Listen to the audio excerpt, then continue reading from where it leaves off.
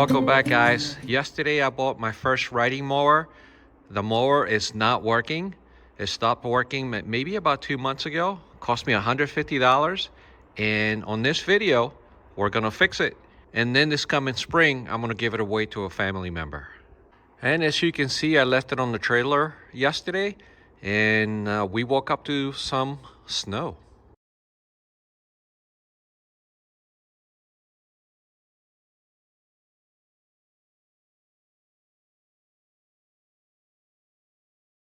So this is a Yard Machines 638 RL, and it is made by MTD. It's one of their smaller basic models. The engine, let's take a look, is a Tecumseh 13.5 horsepower. There's not much to it. Everything here looks, quite dirty. So I'm gonna have to clean all that out before I start working on it. And I don't see any noticeable rust anywhere. This is a 2009 model. Oh, and by the way, 2009 was the last year that Tecumseh made engines for riding mowers and lawn mowers, snow blowers, etc. Let's check the oil.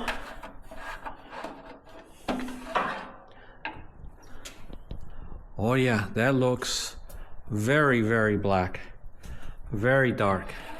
I don't think this oil has been changed in years. You know, judging by the gas tank, which is supposed to be like a much lighter color, it's definitely almost black now.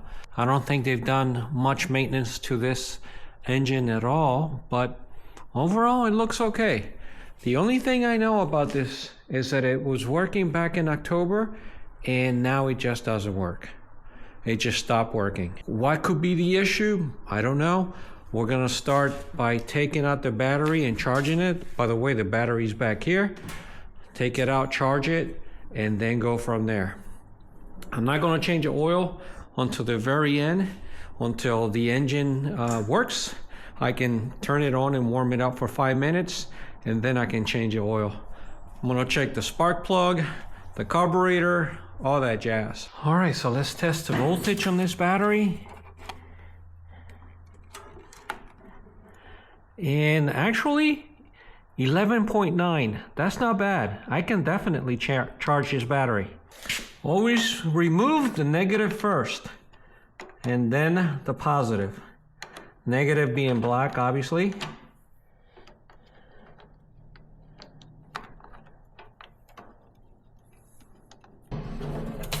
It's not a big battery, doesn't weigh much. What do I call this? Magna power. There you go, I'm charging it now. According to my battery charger, this battery is only up to 51% right now. So in a few hours, it'll be charged to 100%. By the way, I'm doing the slow charge. If you see here, I'm charging at 3 amps. You don't want to charge it too fast. You want to do a slow trickle charge. Right now I'm at 50, and by tonight we should be at 100. Okay, so the battery is charged, the back one. Now with a wire brush, I clean the terminals on both. And now we're gonna add gas, and we're gonna try to start it. Let's take a look inside the gas tank, make sure it's clean. It is empty, but it does look clean inside. Yep.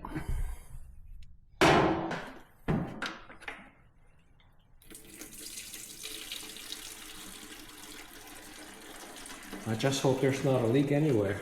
All right, just a little bit of gas. I don't want to put a whole lot.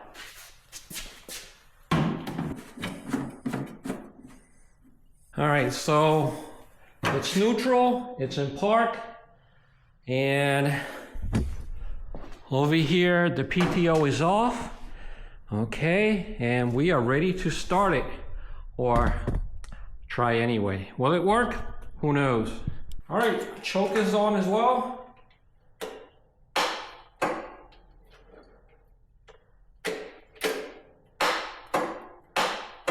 Nothing. All I hear is that click. All right, so we got another problem. All right, guys, I spoke too soon. Check this out.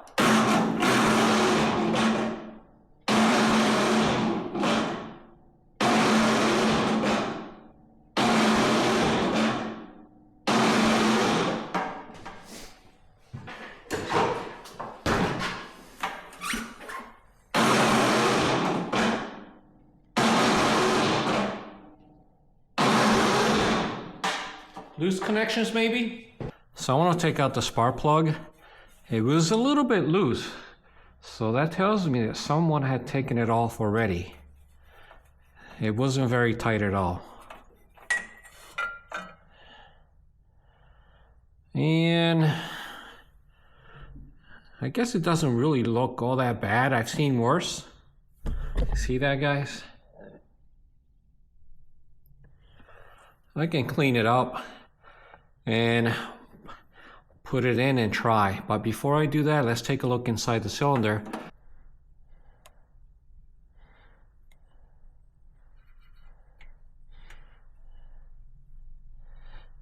Cylinder does not look too bad. Looks okay. You see that, guys? Cylinder looks okay.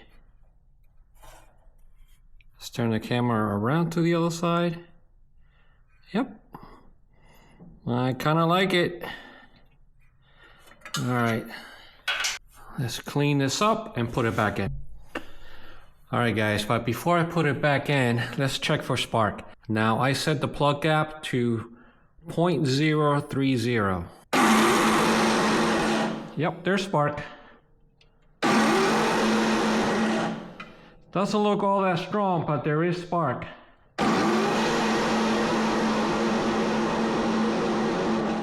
See that? I think I'm gonna get another one. I don't think this one's gonna work. It's kind of weak.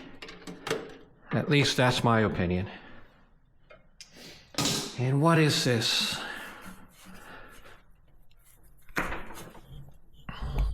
This is an NGK BR7ES. Let me take a picture so I can remember and get another one. I couldn't find anything on the manual about the spark plug requirement. Let's put it back on. All right. Yeah, this boot looks a little dirty inside. I may have to replace this wire as well. You can't tell, but it looks a little rusty inside. I'm gonna try and clean it up with this little brush. Yeah, but I think it needs to be replaced. All right, let's try it.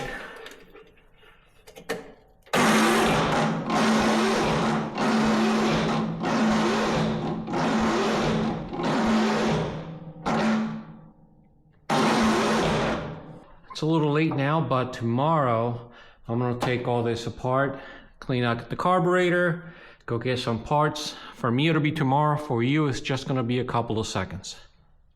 All right, guys, so now I'm gonna take off the hood, that piece, and these two bars. And all this is 4 bolts. There's one here, one there, and 2 on the other side. That's it.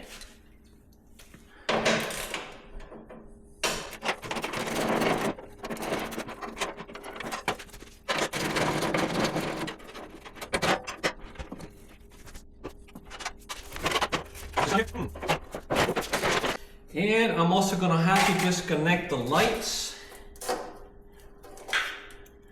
That's 1, that's 2.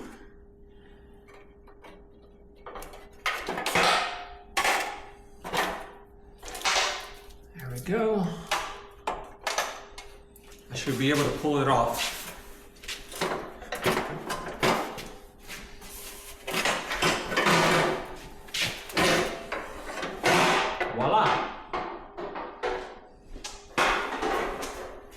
Check this out. Now I can work with it a lot better. There's a noise that I can hear when I turn it over. It's not making that noise now. And I also want to pressure wash it. All right, since we're here, let's take a look at the air filter.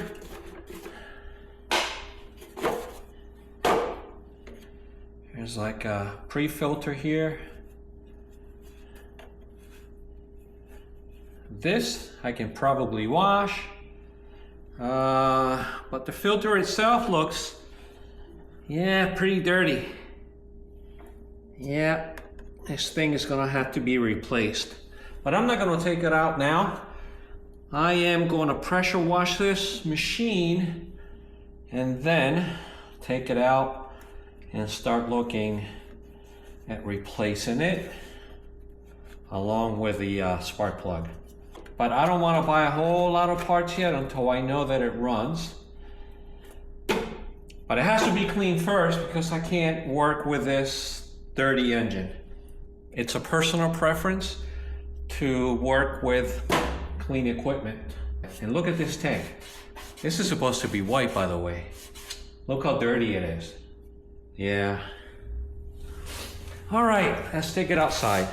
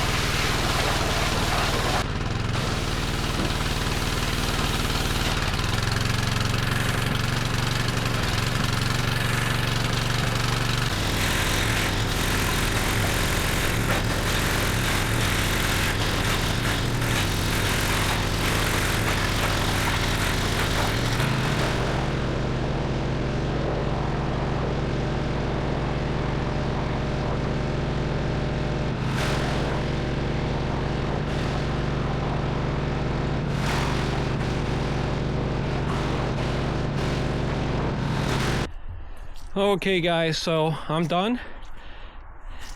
It looks much cleaner. I mean, it still looks old, but at least it's a little bit cleaner. All right, air filter. Oh, and by the way, believe it or not, today the temperature up here is 45. Heat wave. Today is December 17th, I believe it is.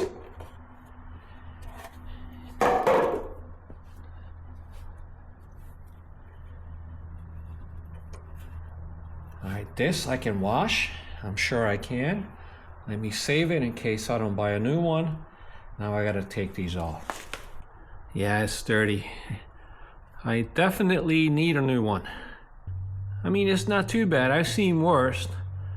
But yeah, I'll get a new one. It's only 3 bolts. One here, there, and there.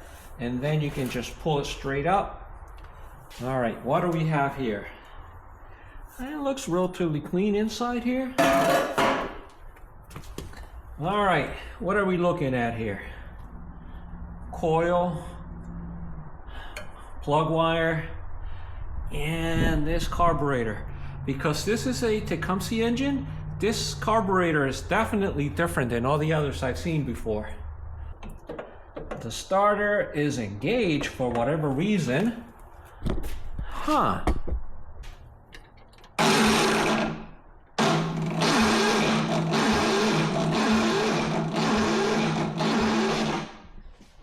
Now it disengaged. Did you see that, guys?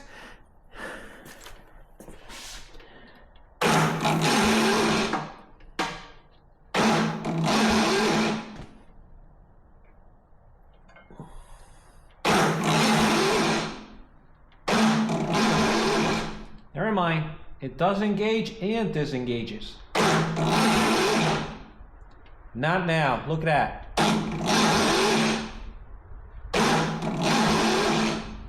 I don't know. Is it working properly? You guys tell me. And disengage, it does disengage most of the time, but not always. All right, where are the professionals here? Because I'm not. It's only 4 10mm bolts here.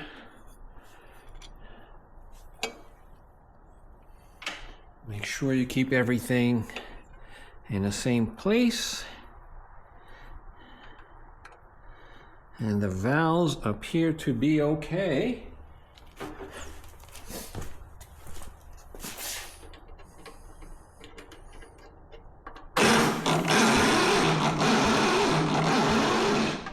Yep, valves are working fine. I don't think that's the problem here.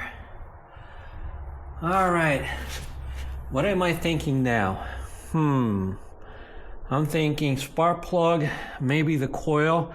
I gotta figure out how to test this coil. I probably have the tools to measure it to see if it's working properly or not, but I don't know how to do that just yet. I'm gonna have to do some research on this.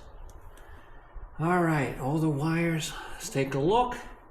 Everything seems to be connected everywhere, but you never know. Are we even getting gas to the carburetor? That's what I need to prove next. All right, guys, so the fuel is gravity fed. Here's a tank, here's a line, and here's a fuel filter. I mean, it is possible that this fuel filter is clogged, but we're about to test it. We're gonna take out this hose from the carburetor. I'm gonna drain it into this.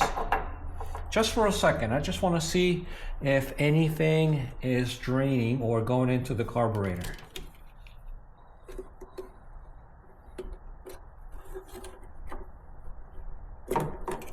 Oh yeah, we have fuel. There's plenty of fuel going into the carburetor. Oh boy. All right, let's put this back. So the filter is clean. Oh yeah, there's a lot of fuel coming in. So we know that's not our problem. All right, so last night I recharged the battery.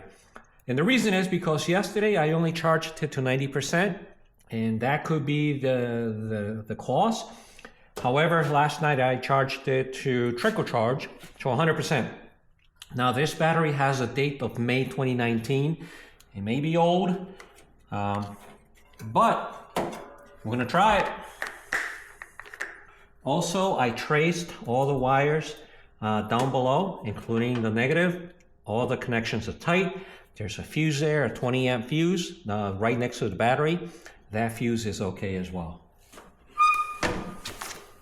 And right here, we have the magnets for the coil pack. And I'm gonna go ahead and clean them up. It's rusty. Not too bad, but I'm gonna clean them anyway. You can use like 600 grit paper or a wire brush like I am now. There we go. Like new. And speaking of coils, we're gonna test this one. But before you can test the coil, you see this wire going to it? You have to remove that wire, okay?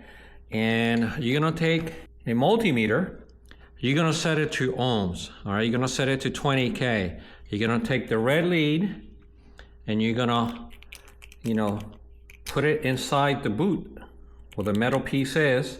And then, let me see can you guys see that? Let me know if you can or not. But anyway, you can put the black lead on the other side, and we're looking for 2.5 or more. All right, this is good. This is a good coil. So we're gonna go to the other side. We're gonna do the same thing. There we go, 2.73. And then we're gonna go to this lead here, okay? We should get something similar. This one's slightly higher, so that's good. This coil, because it is 2.5 or higher, it's a good coil. So we know that's not the problem. All right, so let's put this lead here again. There we go. And what I'm gonna do now, because I see a little bit of rust inside of that boot, you probably can't tell. I'm gonna take some fine grit sandpaper and I'm gonna try and scrape it off, just for giggles and laughs. All right, so I have a 600 grit paper You can use 400, 500. I happen to have them all. So I'm gonna try and clean this down there. So I have a cotton swab. Let's see. Yeah, it's dirty. Let's see if I can, I don't know, bend this a few different ways and try to put it in there. Let's see if this will work.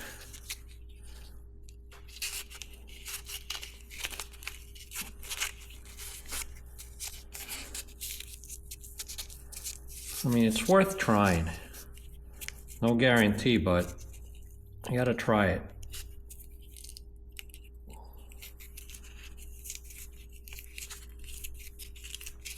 All right, so let's put it back and let's try to start it. Will it start? I don't know. I doubt it, but you never know. All right. I'm on park. Brakes on, choke, neutral, PTO's off, batteries on.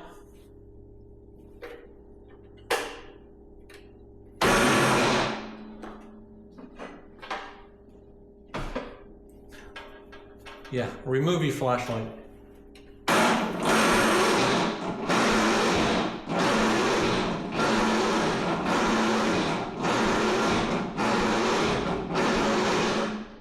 Now I'm thinking it's either the starter or it could be the valves. I'm gonna work on the valves next. And I took off the deck last night and the belt looks okay. The pulleys, they feel okay. It's a little dirty, obviously, but check this out.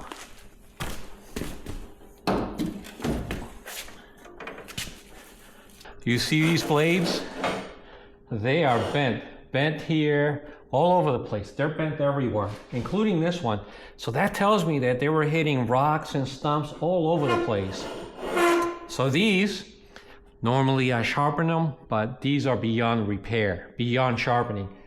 I gotta replace them. I gotta replace them both.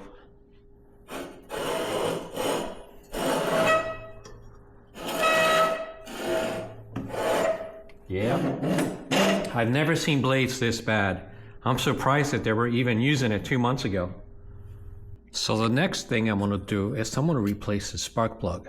Now this machine requires a Champion RN4C. I couldn't find one nearby. However, I got the next best thing, the E3.18, which is a replacement for the Champion RN4C. And this plug is a little bit hotter than what's in there now. Will it make a difference? Probably not. But at least we'll have a new plug.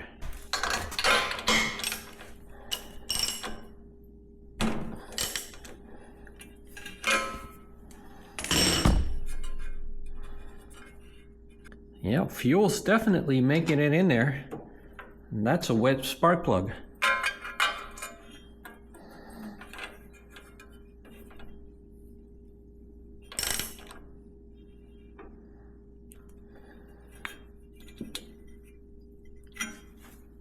Let's try to start it.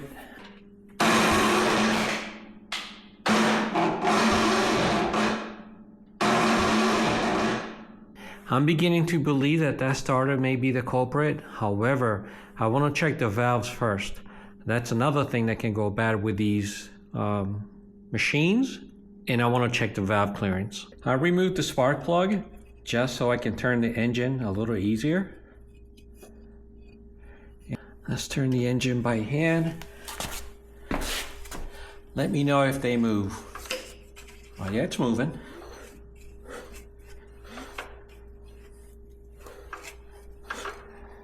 Now the cylinders at top dead center right now, and this one appears to be okay.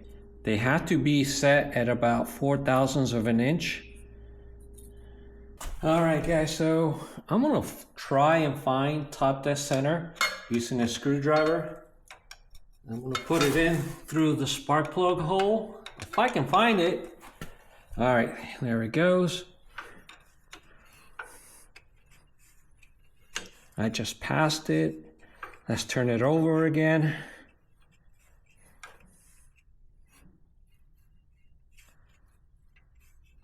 There it is. That's top dead center right there. And I'm gonna use a feeler gauge. And this should be, well, they should be set to 4/1000 of an inch. And this one, probably a little tight. This one is perfect. Yeah, I can feel a little bit of resistance in there. Maybe with a light you'll be able to see better. Yeah, so this one's perfect and this one is tight. I can't even get it in there. And these are easy.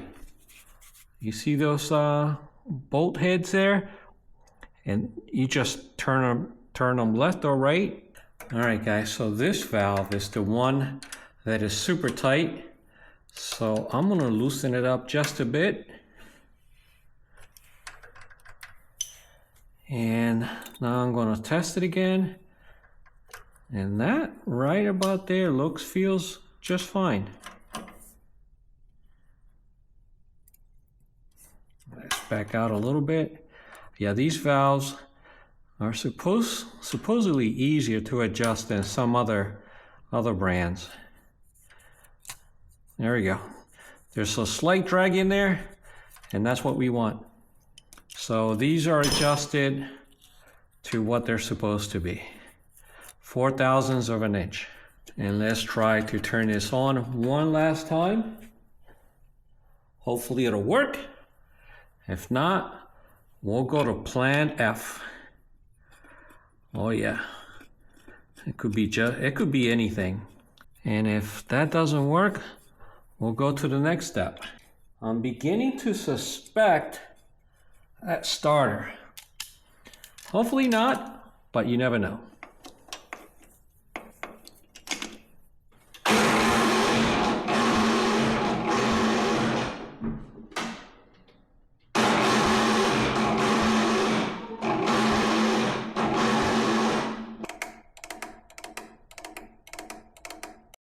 All right, guys, we're gonna do one more thing here. We're gonna test the voltage to this starter. I don't know, for some reason I think it's not getting enough voltage. We should be getting 12 volts. And if not, that tells me that the solenoid is a problem. But then again, I just don't know. All right, so there we go. Can you see that? Let me know if you can't. All right, we should get 12 volts. All right, so the red goes to this red wire. I know the wire doesn't look red, it's faded, but trust me, there he goes, it's red. And then this to ground. Oh my. We're not getting 12 volts. You see that down there? Let me put it at a different ground just to make sure. Yeah, it doesn't appear that we're getting 12 volts. So maybe that's our problem, that switch.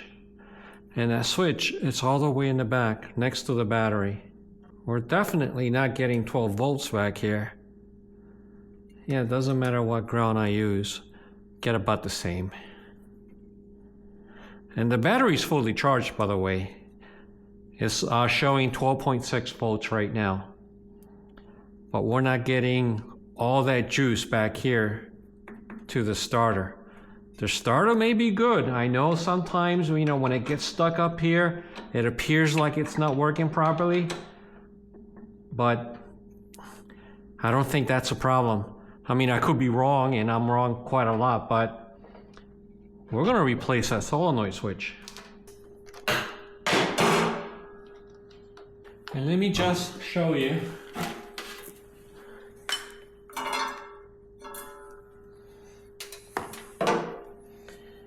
We are getting 12 volts out of this battery. You see that? 12.63. This battery is good. So let me show you where that switch is. It's back here. I mean, you can't see it, but it's right behind this plate. So, yep, I'm gonna order a new switch today. Here you go, guys. The new solenoid came in. That's it right there. But now I have doubts as to whether or not I tested the old solenoid the right way, because I cannot remember if I had the key on or not. So let's do it again. I'm gonna test the old solenoid. I'm gonna put the battery back on, and then we're gonna test it before we change this. All right, so I'm gonna put the key right there. See, I think before I had it on stop, but it should be right there in the middle. All right. So what we're gonna do, take the red lead, and we're gonna put the red lead to the wire. Then we're gonna put this to ground, and we should get somewhere around 12. And we're not. Okay, so let's change that switch. So there are 2 bolts that I need to remove right there. And this bolt holds this cable, the negative battery cable. So I need to take them out.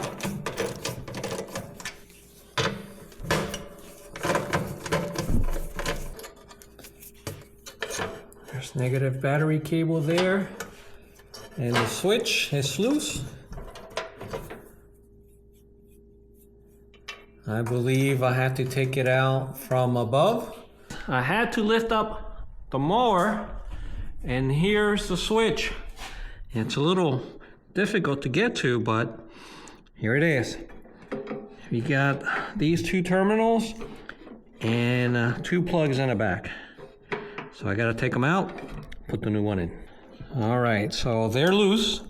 I just have to remember that the red wire, the positive terminal, goes here on the right, and there's another wire, which is, I believe it's also red, it goes here on the left. And also there are 2 more wires on these tabs down here. Red one goes on the right, and green one goes on the left. All right, so here are the 2. This is the old one, this is the new one. They look identical. All right, let's put this one in. Okay, the switch is on, battery's back on. Let's go test that switch. All right, are we getting those 12 volts here? Let's see, let's test it out.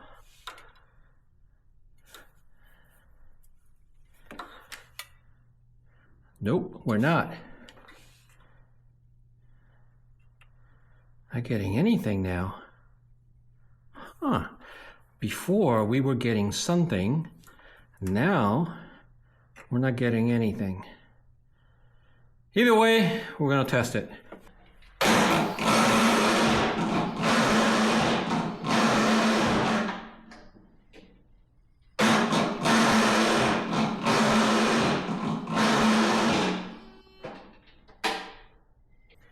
Nope, nothing. Maybe it is a starter after all. You know, one thing I haven't looked at is the carburetor. I'm wondering if the choke is even opening or closing. Let's check it out. I believe it's just 1 bolt here in the back. There's got to be another one. Oh, I think this is part of it. This is a weird carburetor. There's a Torx bit here that I believe I need to take out. Maybe 2? Is there one on the other side? Yep, there is. 1 Torx bit here and another one on the other side. Before I can remove this. Yeah, super tight. This is an external Torx, and I have the 1/4 inch drives here. I think this is a 5 or 6.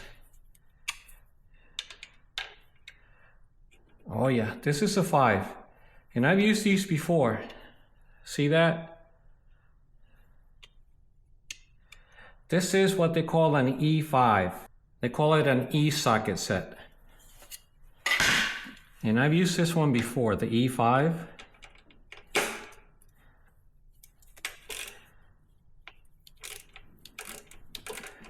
Yeah, these are very long screws. And that's the only way you can take them out, really. Whole thing comes out. Carburetor and all.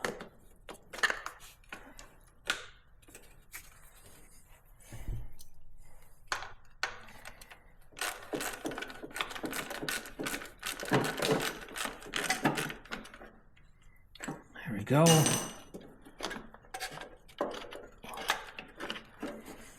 I think there is, yep. What is this? Some kind of vent up here. This is one weird carburetor.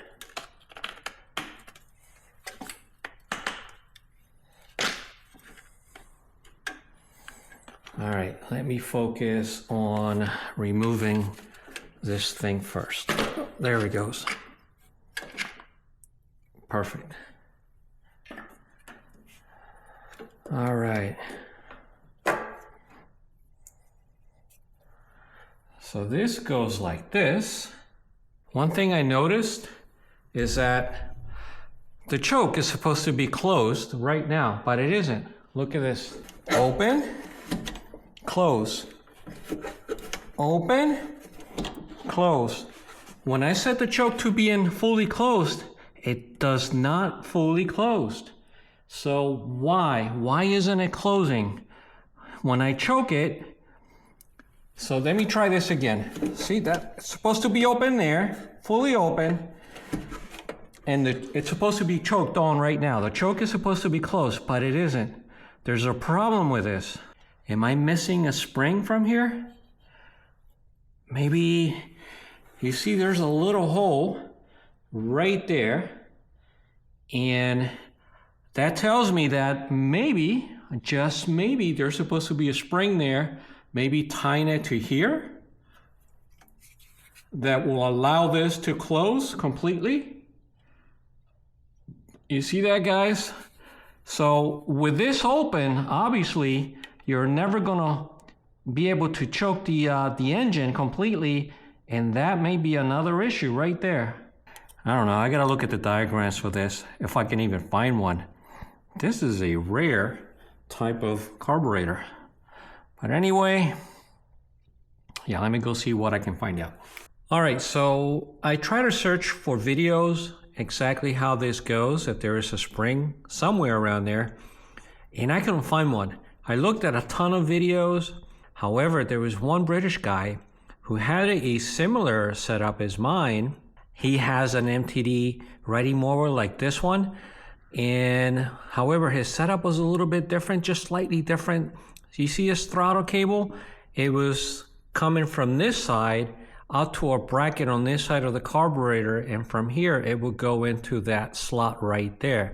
But this is a different type of throttle cable. This one is connected to this plate as you see here. So right now it's set up on the mower. It's set to, you know, close the throttle fully, but as you can see, it isn't closed fully. So I need to come up with some type of adjustment there. And also I looked at a lot of diagrams on this particular carburetor. They're rare too, by the way, but I found two diagrams and nothing about throttle linkages or springs. So I'm gonna take a wild guess that there is no spring that comes attached to this. All right, guys, so check this out. It is fully closed now. So what I did is I loosened the screw and I moved this cable back as far as I could. So this little metal piece, it's almost touching that piece over there, this bracket. So choke is fully closed now and it's working. I can see it's fully closed. And if I open it up, yep, it goes through its full travel and the choke is open here. See that? Now I'm gonna close it. There we go. That was the adjustment that I needed here. So I'm gonna put everything back together and I'm gonna try and start it one more time. All right, here we go, one more time. Will it work?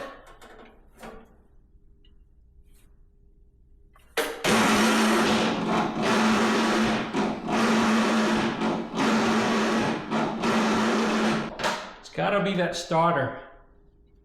Yeah, that starter's not fast enough to turn the engine.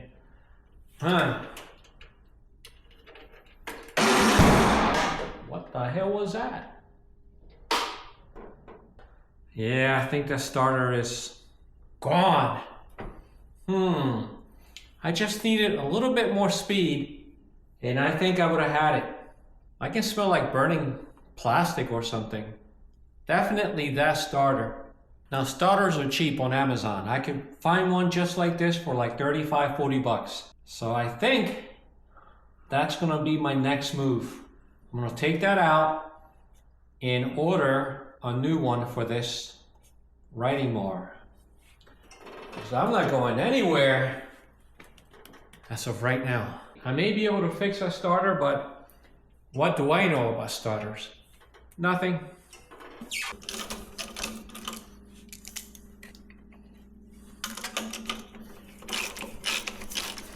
Two bolts. Well, and this one here too, so that's 3. Let's take this one out first. Yeah, it's hot.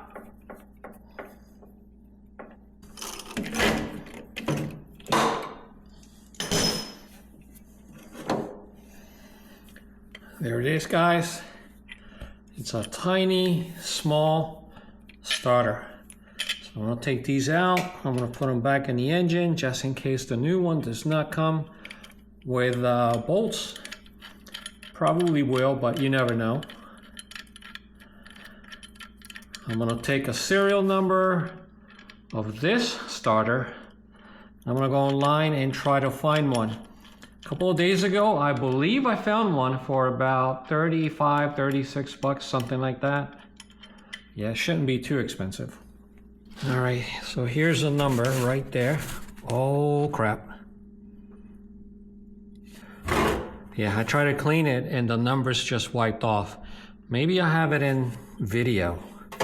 Who knows? But anyway, all I see here is the number 0690. I have the engine model number too as well, so I'm gonna take a picture of this one and trying to find a replacement, an identical replacement. Shouldn't be too hard. All right, here's a picture.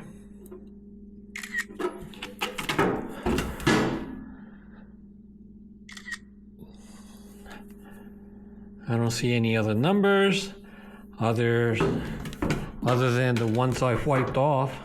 Unbelievable. All right, guys, it's been a couple of days and the new starter's not in yet. It will be in tomorrow. However, I do have to mention a possibility that this starter is good. We really won't know until tomorrow when I put the new one in. And the reason I say that is because engines that have this issue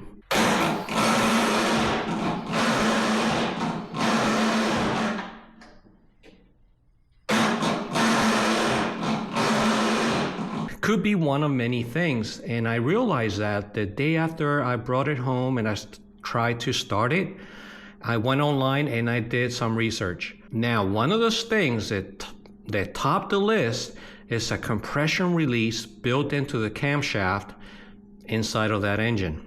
Now, what is that compression release? It's a mechanism built into the camshaft that raises the exhaust valve just a tiny bit right before top dead center to release the pressure or the compression inside of the engine so the engine can start a little bit faster.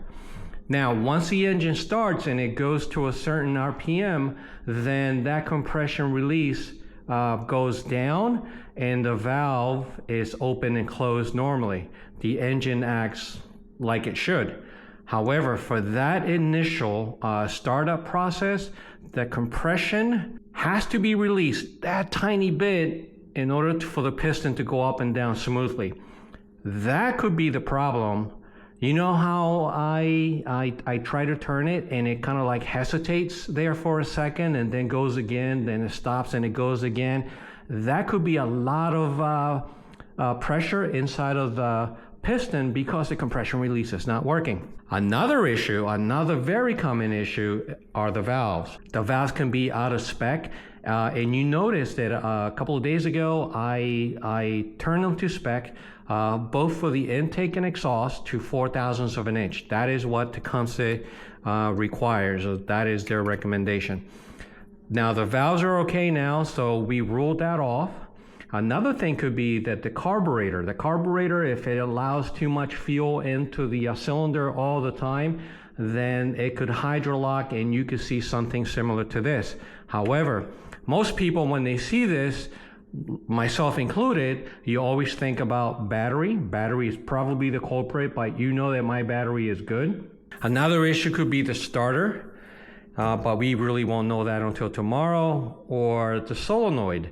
I replaced the solenoid switch a couple of days ago on this very video.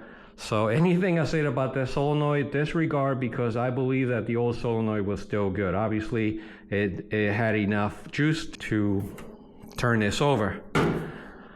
So if it is the compression release, we won't know until tomorrow. Now today I'm going to take out the carburetor and clean it out, go over it real well. If it is the compression release, I'm going to have to take out this engine, take out the engine apart, and pull out that camshaft, buy a new camshaft from eBay and put it in. I've never done that kind of work before, so this will be a first, but there's only one way to learn, by doing it. But I'm not 100% sure what the issue is just yet. We're gonna find out tomorrow. It'll be tomorrow for me, but just a second for you. However, today we're gonna take out the carburetor and clean it out. And I was thinking about this deck. This deck seems to be in great shape. It's just a little dirty right now, and I need to replace the blades. The blades are in that green box back there. Now, the temperature here is 8 degrees right now, 8 degrees Fahrenheit, so it's super cold. If I were to take this outside and try to spray it with water, the water before it hits the deck is gonna turn into ice. And yeah, so that's not a good thing. I'm gonna wait till tomorrow. I think tomorrow the temperature is gonna go up to a whopping 33 degrees, and maybe I'll clean it off then, and that way I won't have the ice problem thing. All right guys, so the first thing I'm gonna do is I'm gonna pinch this fuel line, because we need to remove it to avoid any gas coming out once I take it out off of here.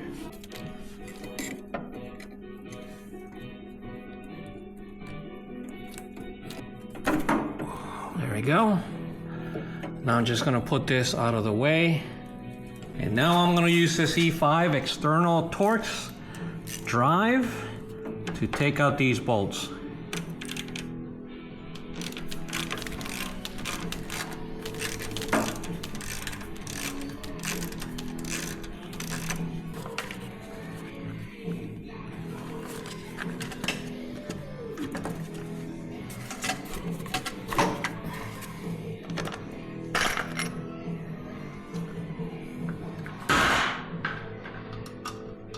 Now pour any gas into a container.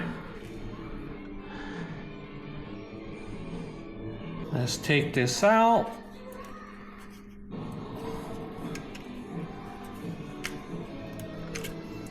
All right, that's a throttle right there. And this is the choke. There we go. Came off easy. All right guys, this mower is a 2009 model. However, the engine was built by Tecumseh in 2008. And 2008 was the last time that Tecumseh built engines, because they went out of business in February of 2009. And I tried researching or looking for videos online on how to take out that compression release or how to disassemble this engine. and I have been having no luck. No videos, very few articles, very few PDFs on this engine. So, and that's the reason I've been hesitating in talking about that compression release. I'm hoping that the problem is something else. Probably the carburetor, probably the starter, but it's starting to look like, yeah, it's probably that compression release that I don't want to talk about. But only time will tell. I see this as training. It's kind of like a classroom. I'm learning as I go, and I hope that some of you are as well. So let's clean out this carburetor and take it apart. This is a very simple carburetor. It looks a lot different than all the others I've worked on. It's not like I've worked on a lot of carburetors, by the way, just a few here and there. You know, a couple of years ago, I knew nothing about engines, these small engines or carburetors or tractors or lawnmowers, snowblowers, but I'm learning as I go. And I hope that some of you are too. By the way, you never stop learning. It's always something, right?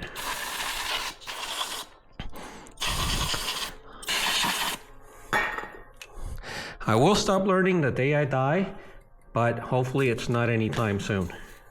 All right, always have a backup carb and choke cleaner can. I tend to have two of everything. All right, looks good for now. Let's open it up. This is a choke lever. Look, I'm having a hard time opening it up now. There's a screw on top. Let's tighten it up, see if that does anything. Oh. There we go. All right, so let's take this apart.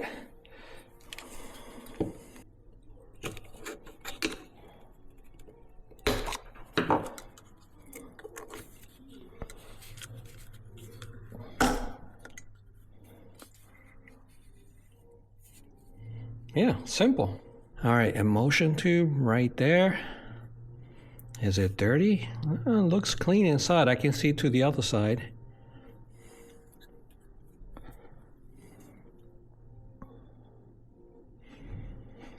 We're gonna clean all the passages inside anyway. There's not much to this carburetor. I mean, it doesn't even say Tecumseh in it. Probably this could be an aftermarket carburetor. I don't know. What do you guys think? For those of you that have experience with this. Now this right here, this gasket looks good. I'm not even gonna try to replace it. And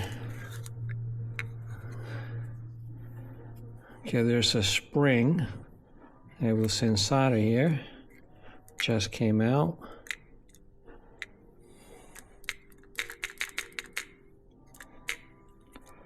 To take this out and the needle, we're just gonna have to pull on this.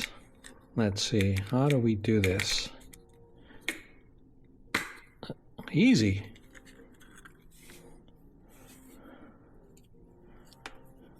There's that needle. Needle looks good. So I'm gonna go ahead and clean all over this plastic bowl, clean all the parts, put everything back together. But it doesn't look all that bad. Maybe a little dirty inside, but it doesn't look all that bad. And what is this? Probably main jet?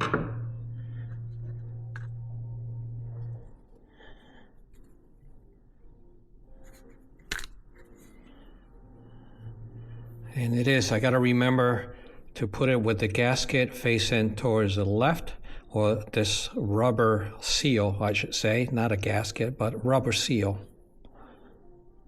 Can I see through it? Partially. Maybe slightly clogged, but yeah, it needs to be cleaned.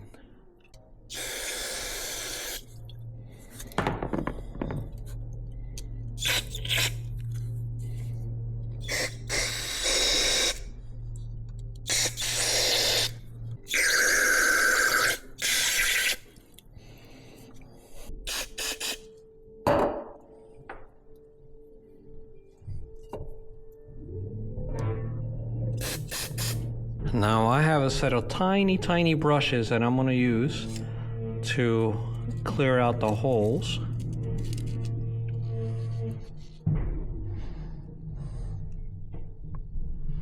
Oh, that's looking better already. I'm gonna try and fit the biggest one through there, like that one. I can see perfectly through. Now for this emulsion tube, I'm gonna use one of the bigger brushes to go up and down the middle.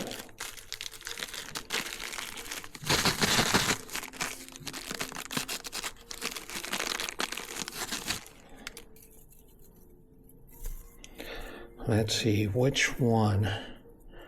Let me try the smallest one first. See if it fits. And it does. Yep. Go back and forth 2, 3, 4, 5 times until you are satisfied.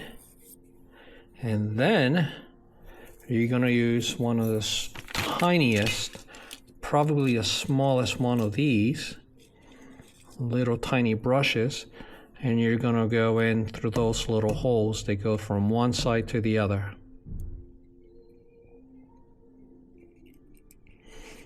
There we go. Let's see if the next big one fits through. And it does. All right. I had an emulsion tube not long ago that required the smallest one. There are 3 holes, 1, 2, 3, that goes from one side to the other. I don't see any others. That's it. All right, we're done with that. We're done with the main jet. All right. This float looks good. Yep. There's no fuel inside. It's sealed properly. The needle looks good. All right, what do we have to do now? Let's maybe clean inside.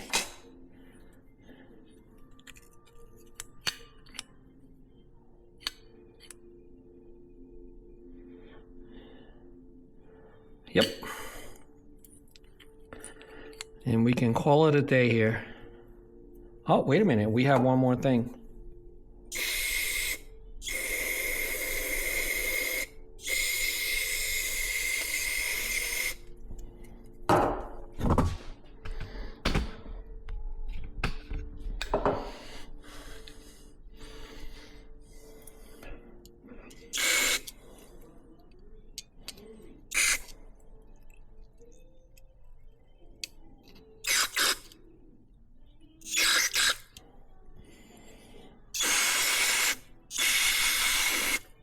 Let's try this again.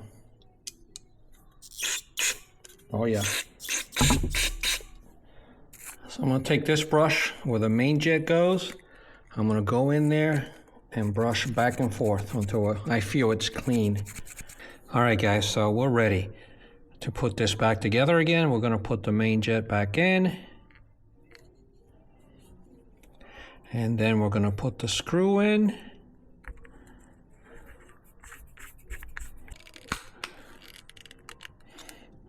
Gonna put the float in. Well, I should put this little rod in first.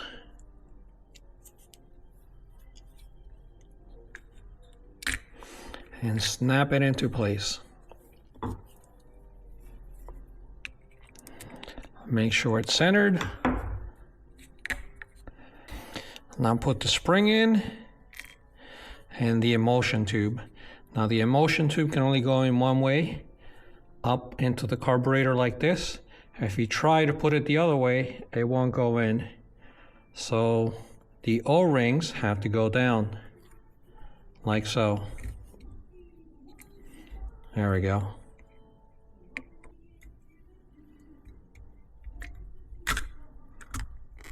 That I found that popped out of this bowl doesn't go here. With the onto the emulsion tube.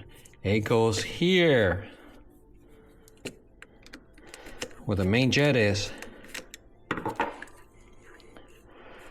So this was loose inside of that carburetor body. There it goes. That's where it goes. It holds the main jet in place.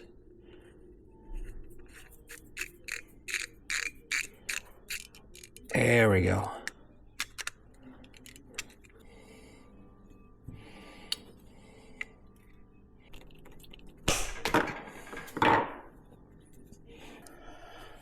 All right, let's put everything back. Choke, throttle. There we go.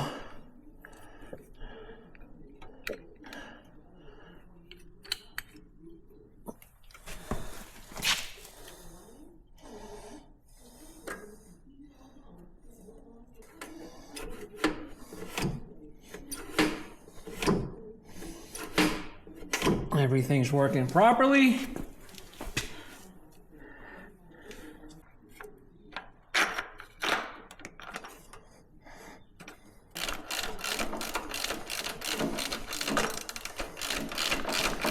All right, guys, so what I'm gonna do before we move any further, I'm gonna do a battery test before I use the multimeter, and now I'm gonna use my battery tester, which is a much better comprehensive test.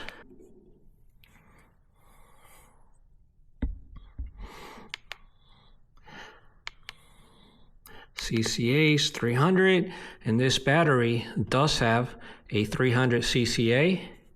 So I'm going to hit enter. It's testing.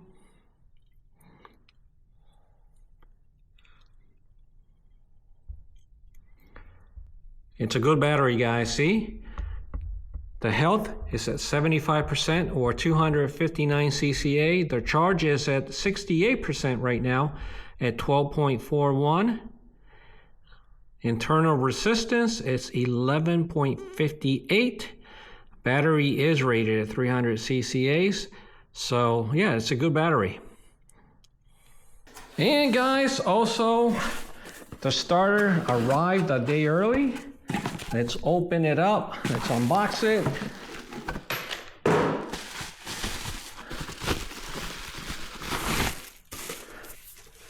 And it came with its own bolts as well.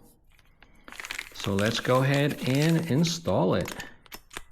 Yeah, look at the difference. The other one won't go down. You see that space there? All right, let's take out the old bolts. With the old and with the new.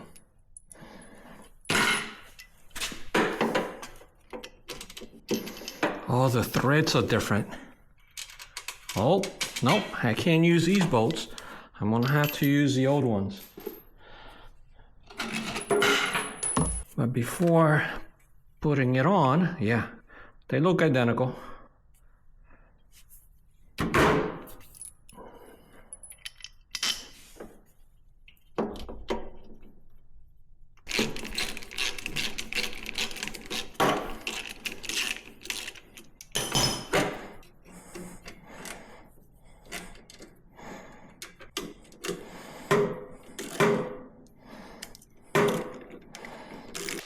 All right, will it start? Good question.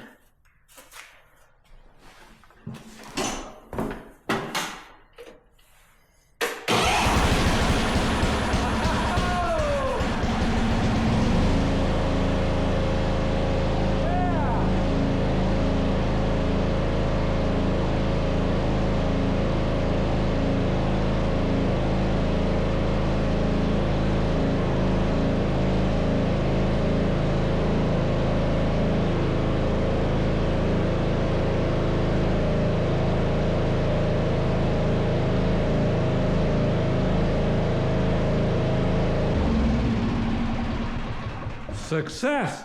It was a starter all along.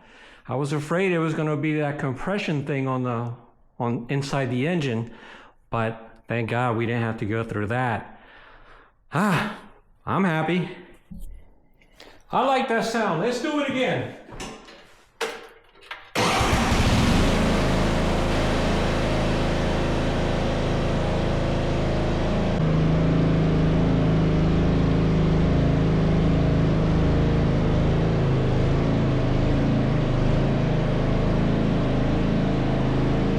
So it's the next day, and now And I'm gonna turn this engine on and let it run for 5 minutes because I want to change that oil.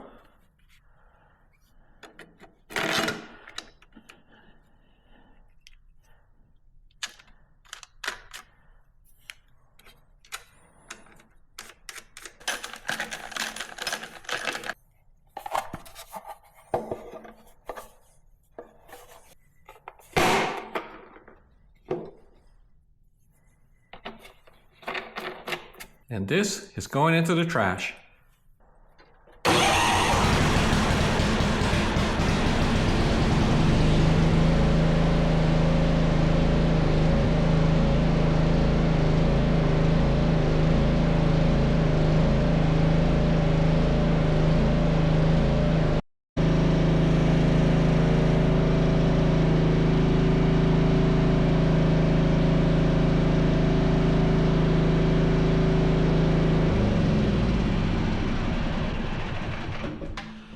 When I first started it, the engine was surging, and it surged for about 3 minutes, and then it worked itself out. And now it's nice and smooth again.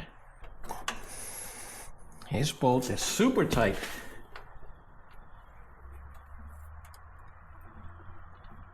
Guys, I tried to remove that bolt, but it just won't budge.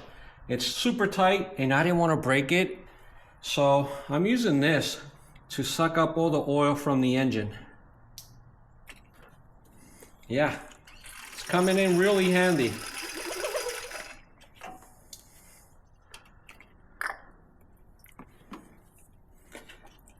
Yep, that bolt is incredibly tight. Now the oil capacity for this Tecumseh engine is 32 ounces. And I have this gallon here, and I'm gonna add SAE 30, a straight 30. Why? Well, this riding mower is not going to be used until spring, summer, and fall. Temperatures are always going to be above 50, and this will never be used in cold weather. So a straight 30 will be better for this type of machine. However, if you're using a snow blower or some other type of equipment where the temperature falls to freezing or below, you may want to use something like 5W30 or 10W30. But again, since this is not going to be used in any cold weather whatsoever, SAE 30 or straight 30 is best.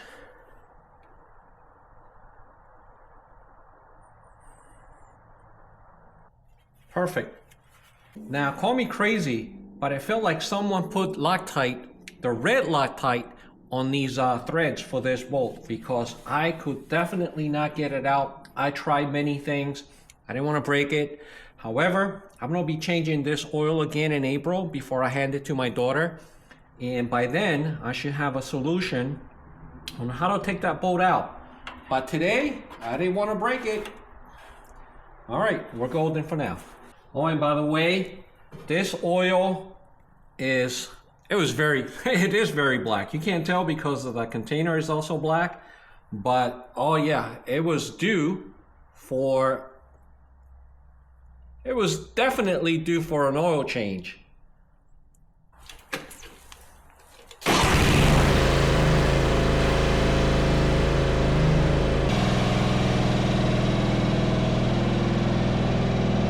And now we're going to work on the mower deck.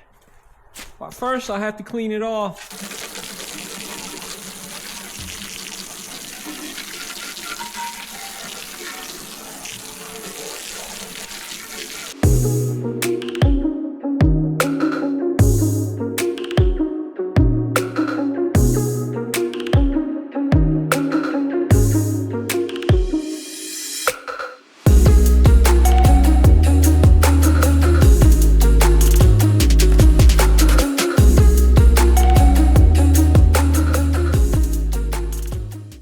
Guys, it's the next day and it's dry and the pulleys appear to be fine. This is an idler pulley. I really can't take out this belt unless I take out this pulley. The belt looks good, and if I push this forward, then I'm able to turn these pulleys.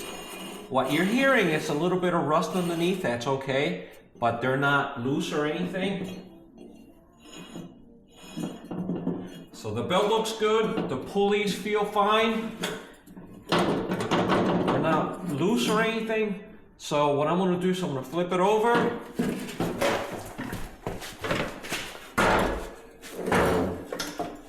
And this obviously is rusted. It's a little bit of surface rust. What I'm gonna do is I'm gonna clean it out, sand it, prime it, and paint it. But these blades do have to come out. 15/16. I'm gonna use an impact driver instead. The other one was 3/8 and this one's a half.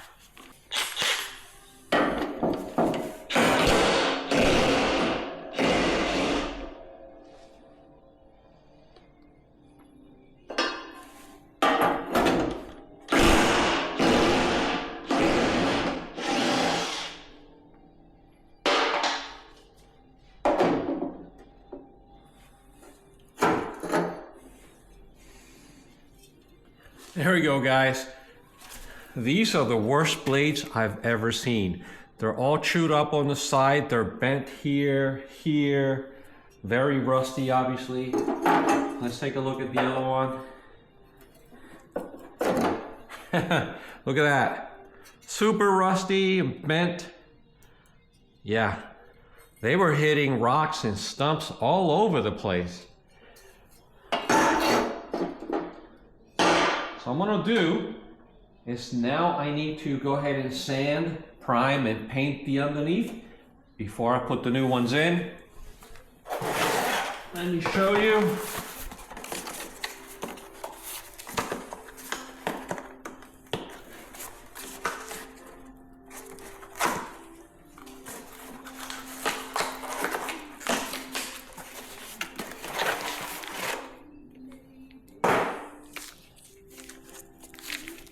Yep, 2 blades.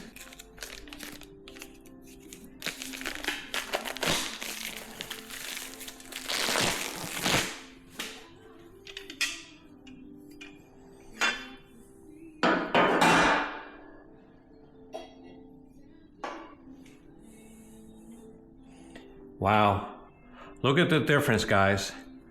Wow, major difference.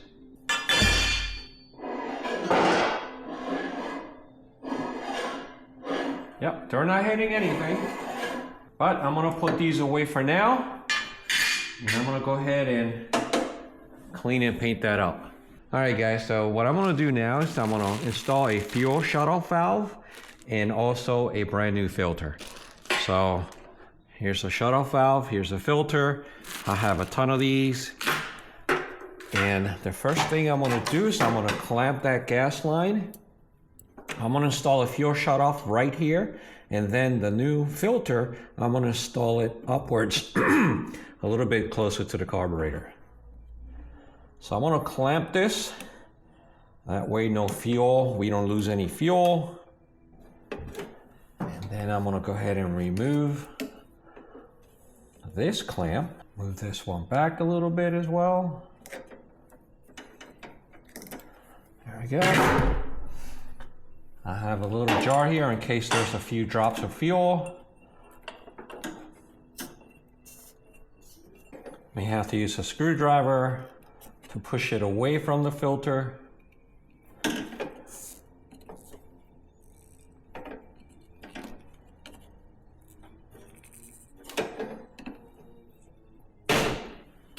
All right, what I'm gonna do is I'm gonna install this fuel shutoff like this. Turn it this way, now it's closed. Okay, so I'm gonna go ahead and put it in. And I'm gonna go ahead and twist it over a little bit towards me to make it easy to open and close. Right now it's closed, that's open. Okay.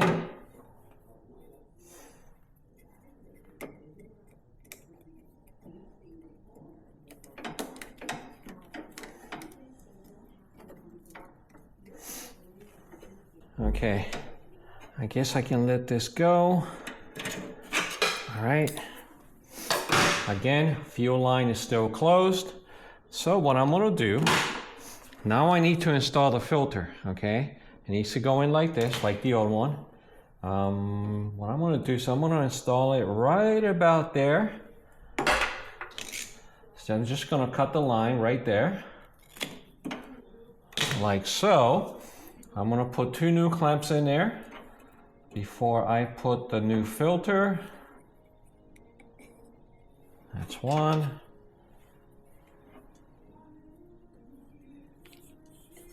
That's 2. I'm gonna go ahead and put the filter in.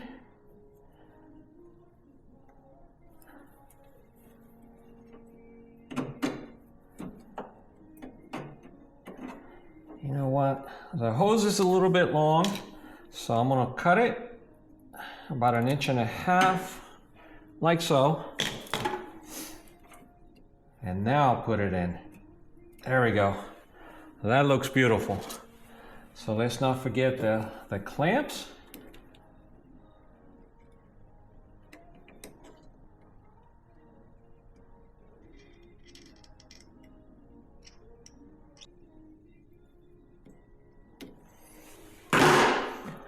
Let's open up the fuel. And we should now have fuel coming through. All right. I'm going to turn this on here in a second and make sure that there is no leaks anywhere.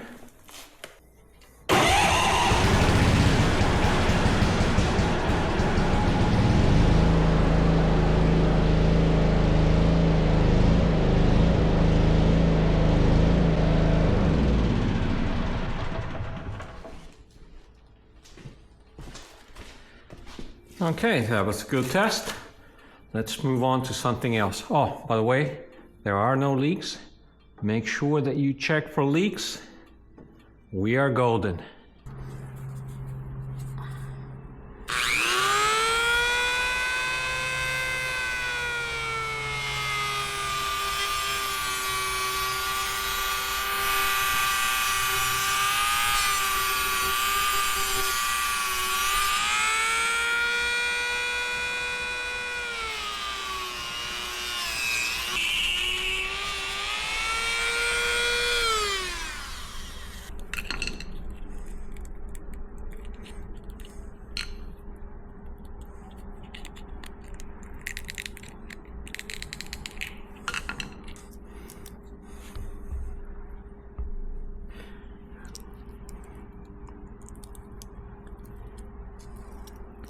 All right, this is where the gas was coming in, and from this side, it went into the carburetor.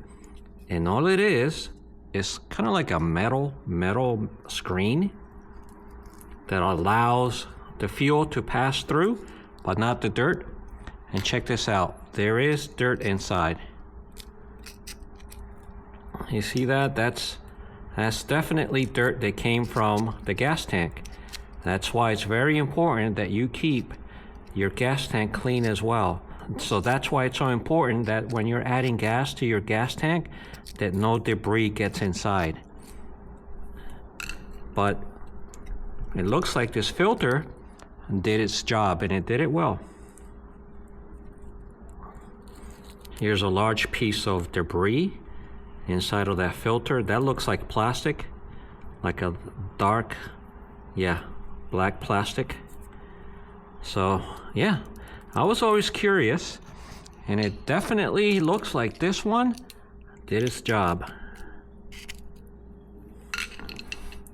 Just FYI, we learn something new every day. Now, if there was no filter, obviously all that debris will go into the carburetor and plug up your carburetor, and you will never be able to turn it on.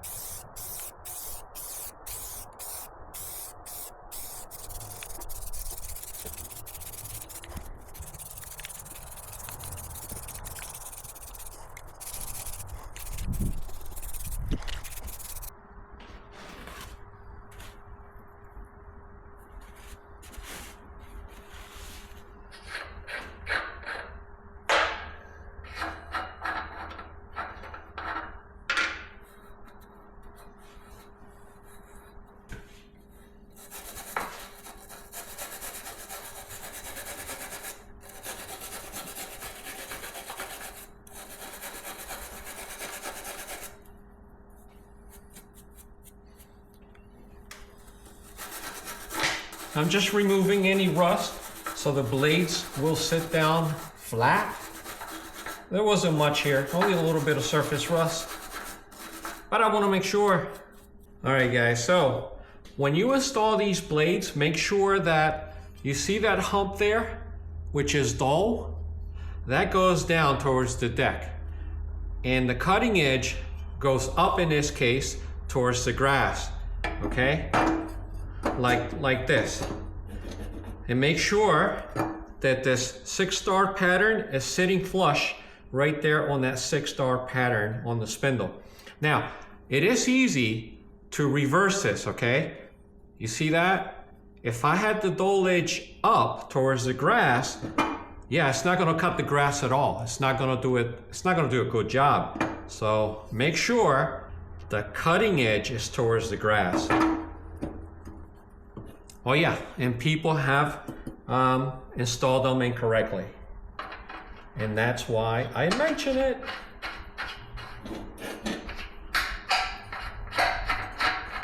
Let's see. There we go.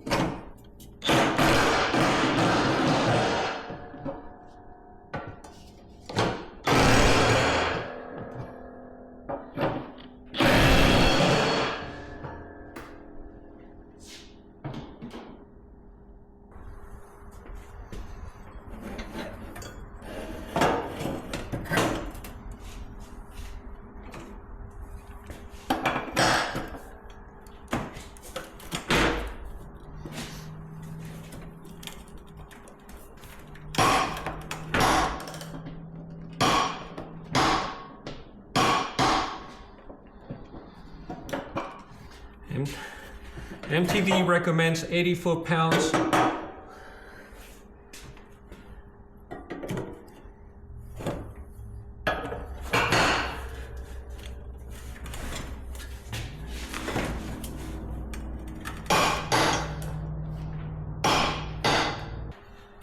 And there we go.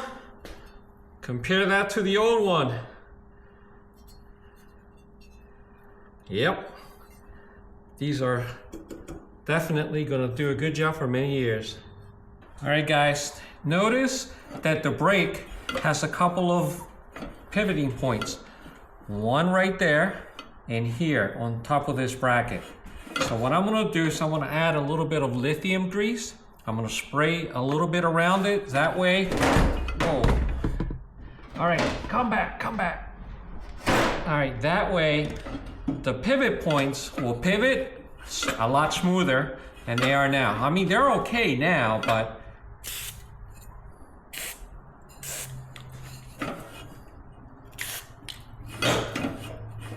Lithium, by the way, is great on metal to metal.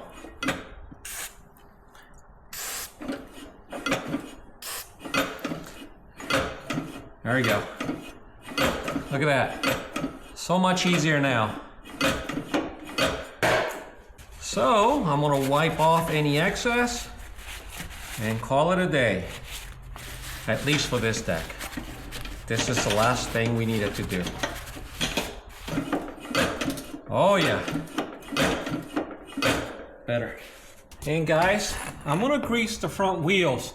Each wheel has a zerk right there. I just cleaned it off with a towel. And now I'm gonna grease it. And once you see the grease come out the sides of the wheel, right around here, then you're all done. It's not gonna take much. It's just gonna take just a little bit.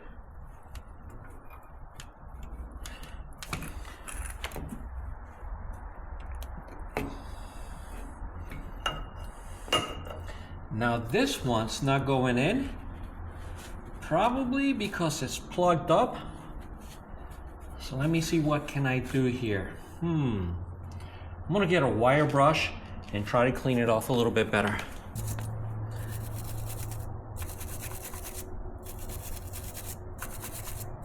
All right, let's do this again. I think that zerk has to be replaced. The other wheel did just fine, but this one, yeah, I'm gonna have to replace that zerk.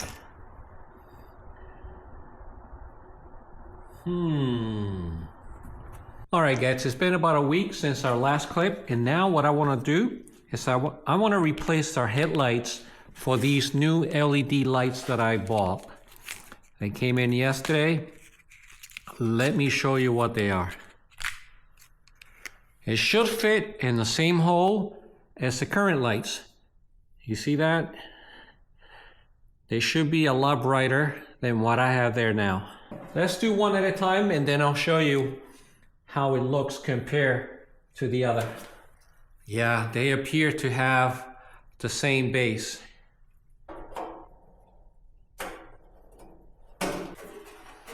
Okay, what I'm gonna do now is I'm gonna start it. We're gonna go up to the front and take a look.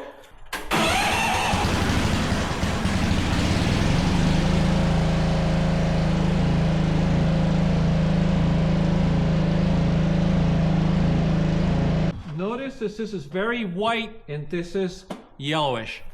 So yeah, these are definitely brighter. All right, so second one's in.